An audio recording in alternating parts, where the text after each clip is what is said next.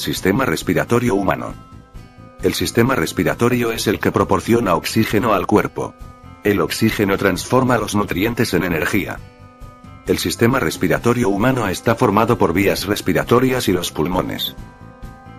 Las vías respiratorias son todos los órganos conductores del aire. Están formados: la nariz, la faringe, la laringe, la tráquea, los bronquios. Los pulmones son dos cuerpos blandos, esponjosos, muy elásticos, pesan no más de medio kilo, y ocupan la parte posterior del tórax. A continuación veremos el documental completo.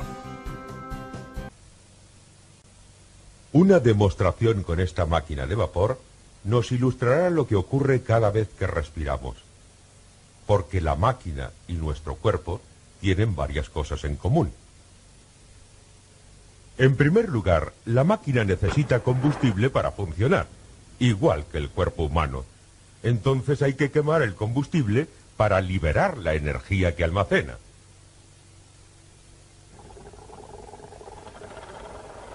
La energía se usa para realizar trabajo.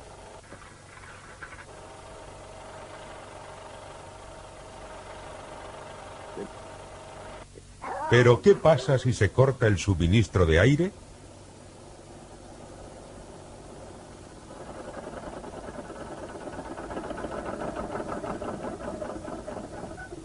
Al faltar el aire, el combustible dejó de quemarse.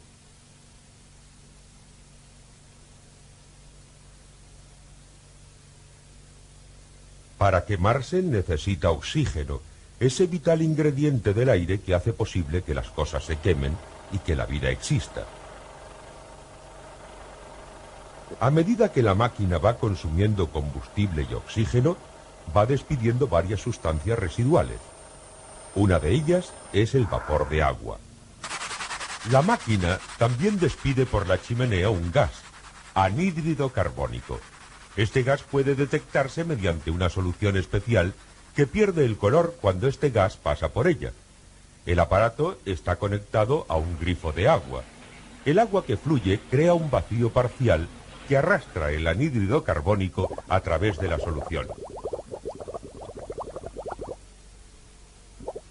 El aliento del muchacho pasa a otra redoma que contiene una solución igual.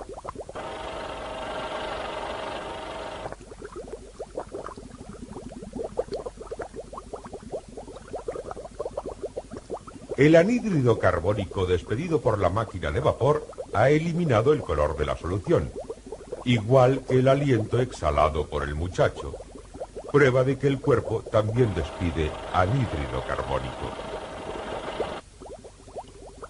De modo que tanto la máquina de vapor como el cuerpo consumen oxígeno y combustible y producen anhídrido carbónico.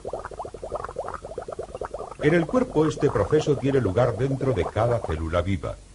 Cada célula es como una diminuta máquina que consume alimento y oxígeno y produce anhídrido carbónico.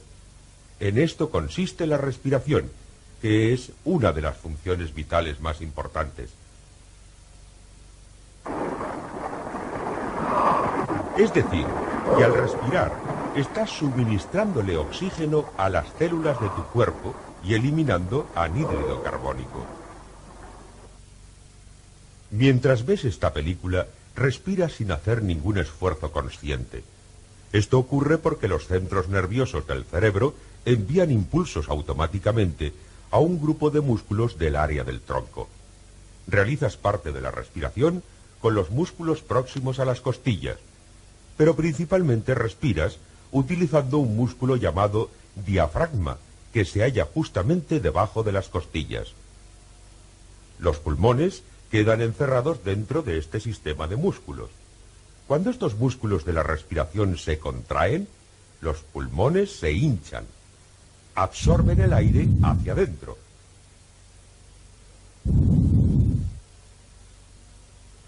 Cuando los músculos se relajan, los pulmones se desinflan expulsando el aire hacia afuera.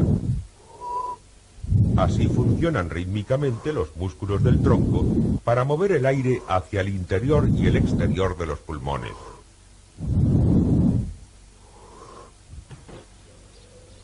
No respiramos siempre a una velocidad constante.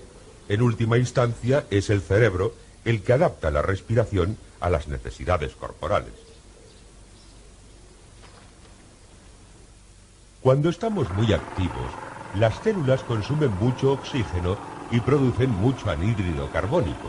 El cerebro lo nota y nos hace respirar rápida y profundamente.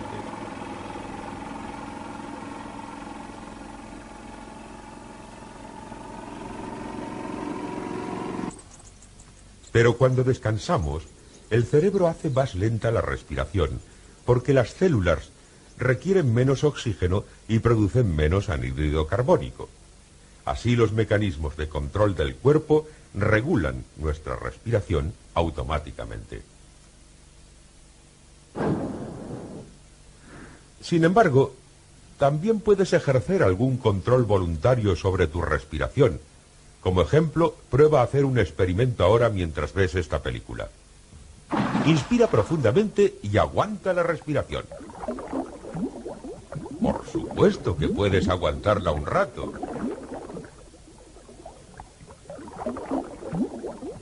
Pero enseguida tienes que reanudar la respiración. Así se protege el cuerpo para que no le falte el oxígeno y para no acumular demasiado anhídrido carbónico. La inhalación del aire hacia los pulmones es el primer paso para llevar oxígeno a las células. Veamos lo que ocurre con el aire después de ser inspirado, echando un vistazo al interior de un pulmón. Este es un modelo hecho con un pulmón real como molde. Se hizo disolviendo todo el tejido pulmonar más pequeño y dejando solo los conductos de aire más grandes que se pintaron de blanco y las arterias más grandes que se pintaron de rosa. Observa que los conductos de aire y las arterias están muy cerca. Este modelo de pulmón muestra los conductos más pequeños del aire y de la sangre que componen el complicado sistema que llega hasta cada extremo de los pulmones. Para examinar aún más detalladamente el pulmón, podemos utilizar un microscopio electrónico.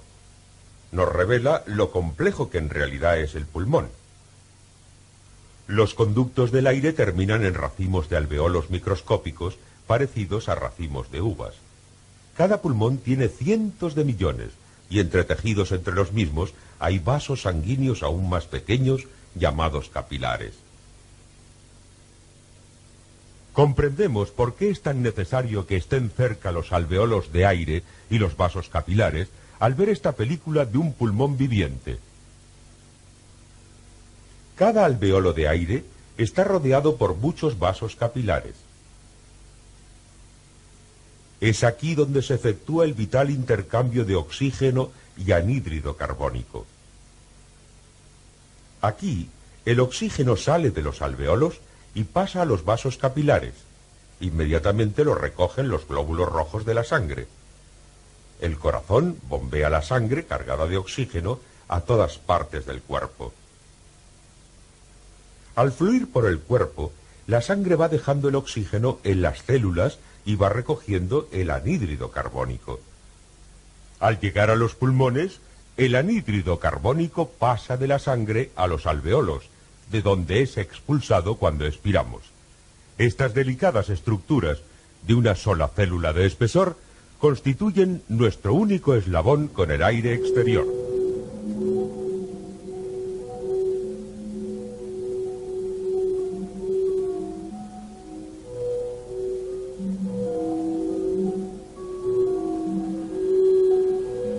Dígame, doctor Hayes, ¿qué es esta máquina y qué es lo que hace? Nos ayuda a analizar muestras de aire. Durante un día absorbe cerca de 1/4 de tonelada de aire a través de un papel de filtro. El papel retiene muchas de las sustancias contaminadas que hay en el aire. Y créame, las cantidades de sustancias contaminadas que se emiten al aire son asombrosas.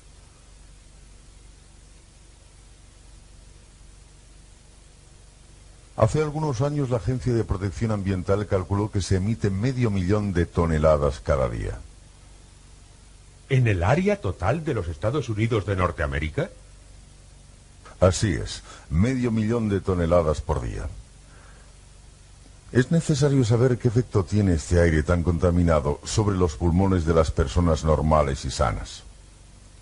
Aún no lo sabemos con certeza, pero estamos llevando a cabo un programa de investigación que esperamos que conteste este interrogante. Utilizamos un laboratorio ambulante muy complicado para analizar funciones pulmonares. Lo llamamos el aliento móvil. Medimos la función pulmonar de personas que viven en lugares de aire muy contaminado y la comparamos con la gente que respira aire puro. La importancia del programa estriba en que dentro de algunos años volveremos a medir la función pulmonar de muchas de estas personas para determinar si ha ocurrido algún cambio en detrimento de esa función pulmonar. ¿Y qué pruebas hacen? Realizamos varias. Con una de ellas medimos la facilidad con que el aire entra y sale de los pulmones. Con otra medimos la cantidad de aire que contienen los pulmones de cada individuo. Probamos a miles de personas y entonces utilizamos una computadora para analizar la enorme cantidad de datos que nos dan las distintas pruebas. Hay otra prueba que surgió recientemente. Con ella se mide la facilidad con que el oxígeno llega hasta los alvéolos de los extremos de los pulmones. Lo ideal es llevar la mayor cantidad posible de aire hasta ellos, donde se efectúa en realidad el intercambio de oxígeno y de anhídrido carbónico. Por supuesto que si se lesionan estas bolsas de aire por alguna enfermedad o por respirar aire contaminado durante mucho tiempo, los pulmones no pueden funcionar adecuadamente. ¿No tiene el cuerpo maneras de filtrar el aire antes de que éste llegue a los pulmones? Sí, cuando el aire pasa por la nariz y la garganta, estas filtran gran cantidad de partículas extrañas, y por debajo de la garganta tenemos un gran número de filamentos capilares parecidos a las pestañas. Hay millones en cada pulmón. Las pestañas vivas y sanas se mueven de manera ondulante y así van barriendo hacia arriba las partículas que se han inhalado, alejándolas de los pulmones. Este sistema es bastante eficaz. Normalmente, cuando el aire llega a los alvéolos, está casi totalmente libre de partículas dañinas. Desafortunadamente, este sistema no resiste los ataques que tiene que sufrir de las personas, especialmente de las que fuman. Ya no queda duda de que el fumar es una de las más perjudiciales formas de contaminación.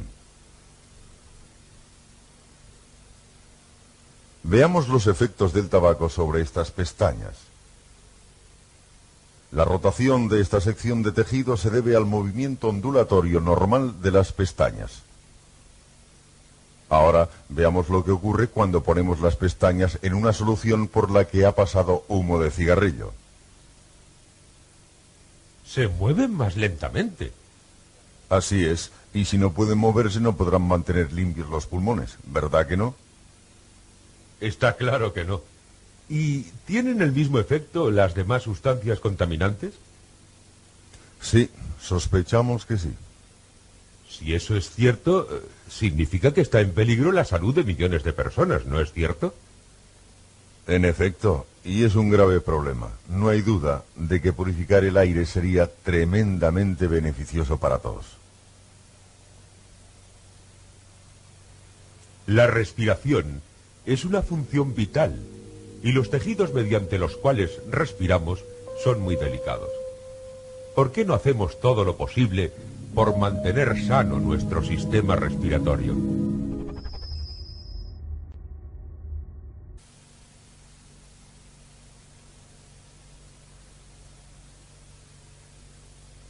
Para quemarse necesita oxígeno, ese vital ingrediente del aire que hace posible que las cosas se quemen y que la vida exista.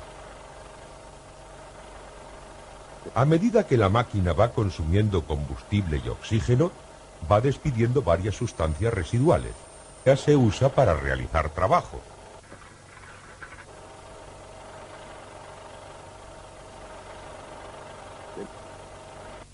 Pero ¿qué pasa si se corta el suministro de aire?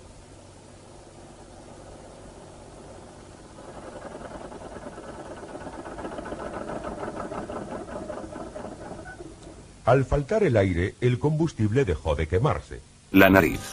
La faringe. La laringe. La tráquea. Los bronquios. Los pulmones son dos cuerpos blandos, esponjosos, muy elásticos, pesan no más de medio kilo, y ocupan la parte posterior del tórax. A continuación veremos el documental completo. Una demostración con esta máquina de vapor nos ilustrará lo que ocurre cada vez que respiramos. Porque la máquina y nuestro cuerpo tienen varias cosas en común. En primer lugar, la máquina necesita combustible para funcionar, igual que el cuerpo humano. Entonces hay que quemar el combustible para liberar la energía que almacena.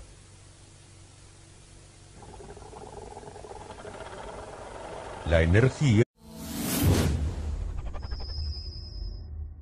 Sistema respiratorio humano.